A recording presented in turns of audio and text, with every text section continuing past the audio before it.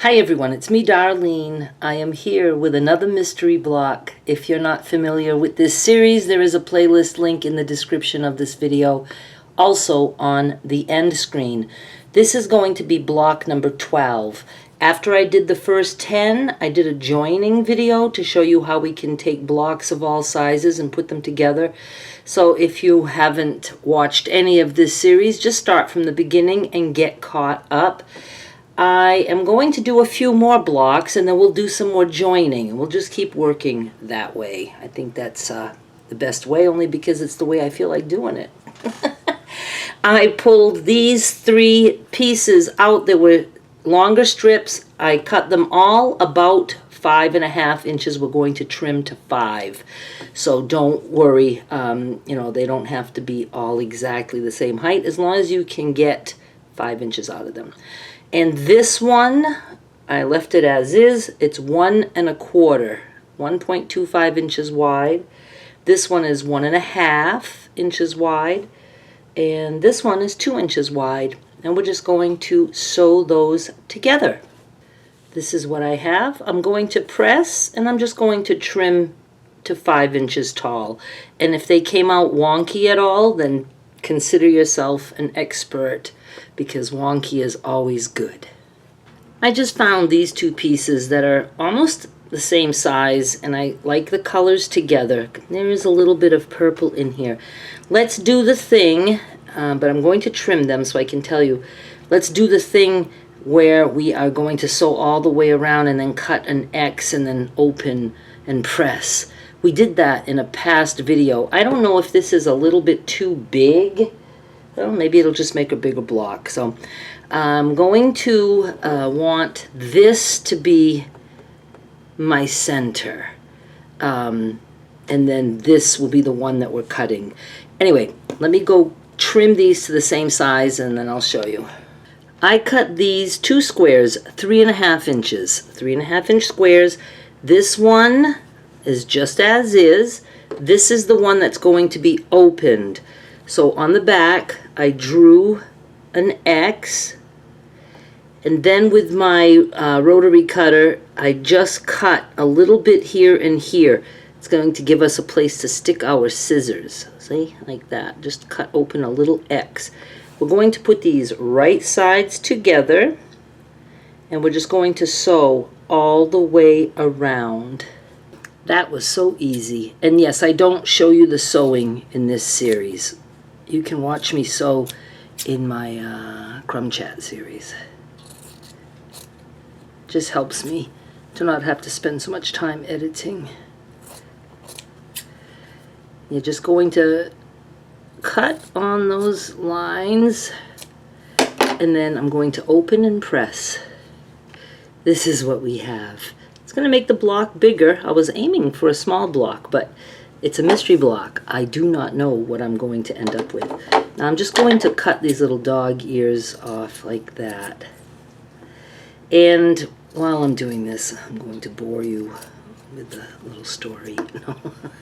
I watched a video, like a short video or something, and somebody did this. And I could not believe how many people said that they wish nobody would do it this way, because we lose the points. You know, especially when you join this, you lose the points. Who said the law has to be that everything has to have a point showing? What if the whole idea somebody had was, I'm going to make a block where we're going to open things up, and I'm going to make sure that we lose points so we have little, straight edges on each side. If that was the goal, then people would think that's the only way we can do it. And they wouldn't care about points. They'd say, who wants points? We don't want points. You got to get it perfectly. People just are so close-minded. Just do whatever. It just bothered me so much. I don't know. People irritate the shit out of me. Okay, I have no plan at this point. I don't know. Let me go look and see what else I can find. I'm already planning ahead that when I trim, I want to make sure I have something wide where I can trim without, cutting into too many seams. So this is about 3.5 inches wide. I didn't even trim it. And you want it at least, at least 4.5 inches tall. Or you can do like me and just get a scrap, and I'm just going to go like this. And I'm just going to sew, and then I'll trim. So again, 3.5 this way, at least 4.5 this way. Maybe go with 5 if you feel more safe with that. And I'm just going to attach it there. I'm totally picking things that fit. I'm thinking that I'm going to be trimming this block on this side, so I want there to be a lot of fabric so I have wiggle room, and on the top. So, because I want to enclose this, because it's got those little, parts that might want to lift up, and so I want to get it all tacked down and in place. Okay, this, I don't know if that made any sense. I don't know what tacked down even means. Okay, this is 1 3/4 this way, and then you want at least 8 this way. Mine is about 8.5, 8 3/4. So I'm just going to put this here, and so I trimmed the edges off, and we have this. Now at some point we're bringing this into play. I don't know. I'm thinking maybe a square here, and I don't know, something down here. And remember, I don't care if we end up with a rectangle, because we've learned that rectangles work in a quilt top, like when we're putting all these odd pieces together. So, okay. I like this. This and this, I didn't realize it. Same colors a little bit. Pretty cool. Let me figure out what I want to do here. Or, I don't know, maybe, I could do that. I don't know. Hang on. I found this strip, and I think I want that here. It is about 1 1/4 this way, and you want it at least, I would say at least 6 inches. And I'm going to go like this, right there. This one is just coming along so quick and easy for me. Go look at my scrap packs. There's a link in the description of this video that will take you to eBay, and you'll see the scrap packs that I have available for the public and also other countries. Free shipping for USA. Outside USA, you have to pay shipping.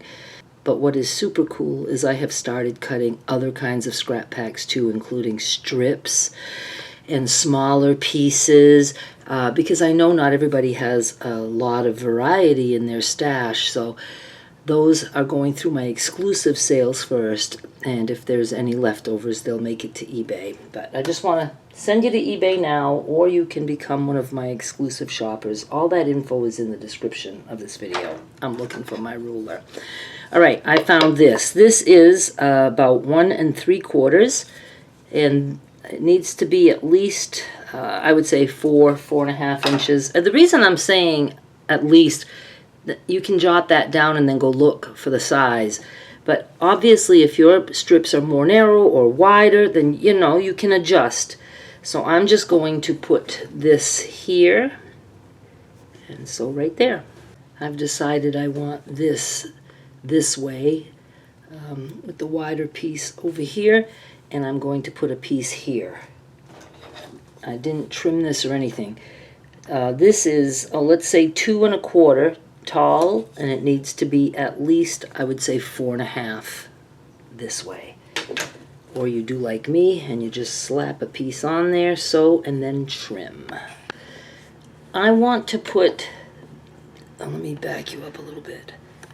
I want to put this under here somewhere, but it has to come out to here. So I've got this.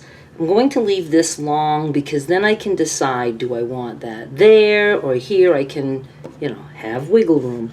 So let me just tell you what I have. I have 2.5 inches this way by like 7 inches. All right.